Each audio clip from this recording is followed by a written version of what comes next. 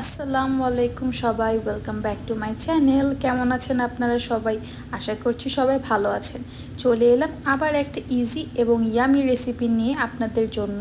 আজকে আমার ভিডিওতে দেখাবো খুব সহজেই বাসায় আমরা কলিজি ভুনা কিভাবে বানাতে পারবো। চলেন শুরু করা যাক। প্রথমেই আমরা গরম পানিতে সামান্য একটু হলুদ দিয়ে কলিজিগুলোকে খুব সুন্দর করে সিদ্ধ করে নিব।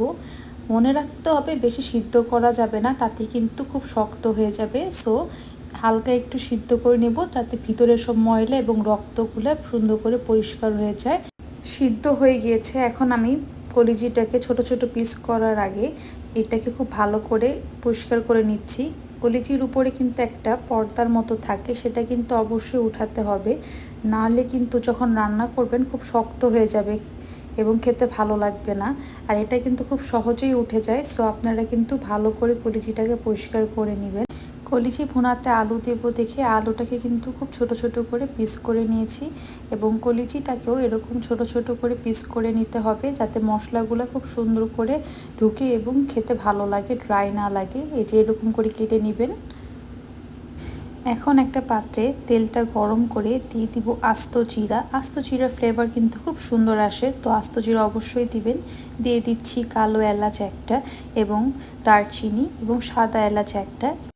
দিয়ে দিচ্ছি পেঁয়াজ কুচি। এখন এটাকে খুব সুন্দর করে আমি নাড়াচাড়া দিয়ে নরম করে নিব পেঁয়াজটাকে। ঠিক যখন এরকম হয়ে আসবে আমরা দিয়ে দিব আদা রসুন পেস্ট 2 টেবিল চামচ। তারপর দিয়ে দিব আমাদের সব মশলাগুলি। দিয়ে দিচ্ছি 1 টেবিল চামচ লাল মরিচ গুঁড়া, 1 টেবিল চামচ হলুদের গুঁড়া, 1 টেবিল চামচ জিরার গুঁড়া এবং 1 টেবিল চামচ ধনিয়ার গুঁড়া। এখন এটাকে খুব সুন্দর করে কষায় নিব। দিয়ে দিচ্ছি পরিমাণ মতো লবণ। এভাবে করে আমি আলু এবং কলিজিটাকে সুন্দর করে কিউব করে কেটে নিয়েছিলাম। দেখতেই পাচ্ছেন তেলটাও সেপারেট হয়েছে, মশলাটা কষানো হয়ে গিয়েছে। এই সময় আমি দিয়ে দিব আমাদের সেই ছোট ছোট পিস করে রাখা কলিজিটা। এখন এটাকে খুব সুন্দর করে নেড়ে চেড়ে ভালো করে আমি কষায় নিব।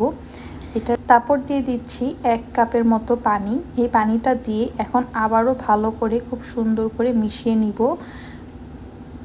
মিশিয়ে এটাকে আমি 5 মিনিটের মতো করে কুক করে নিব, যাতে ফ্লেভারগুলি কলিজির ভিতরে খুব সুন্দর করে ঢুকে।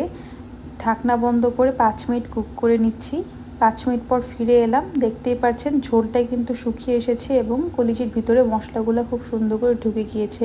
এই সময় আমি দিয়ে দিব আমাদের কিউব করে রাখা সেই আলুগুলো দিয়ে খুব সুন্দর করে আবার এটাকে মিশিয়ে নিব এবং এটাকে আরও 5 মিনিটের মতো কুক করে নেব, যতক্ষণ না আমাদের আলুগুলি সিদ্ধ হয় এবং আমাদের কলিজি ভুনাটা থেকে তেলটা আলাদা হয়ে আসে। এই সময় লাস্টে দিয়ে দিচ্ছি আমাদের লাস্ট ইনগ্রিডিয়েন্ট, সেটা হচ্ছে আস্ত মরিচ। এটা কিন্তু আমি ফেলে দেইনি, আস্তই দিয়েছি, এটাতে ফ্লেভারটা খুব সুন্দর আসে। দেখতেই পাচ্ছেন খুব সুন্দর করে কষানো হয়ে গিয়েছে এবং তেল সেপারেট হয়ে গিয়েছে। এই সময় আমি দিয়ে দিচ্ছি লাস্টে ধনিয়া পাতা কুচি। খুব সুন্দর করে ধনিয়া পাতা কুচিতে গার্নিশ করে দিলাম এবং আমাদের কলিজি ভুনা কিন্তু রেডি টু সার্ভ।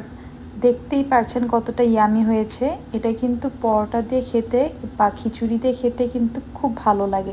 আপনাদের কলিজি ভুনার সাথে কি খেতে ভালো লাগে কমেন্ট করে অবশ্যই জানাবেন।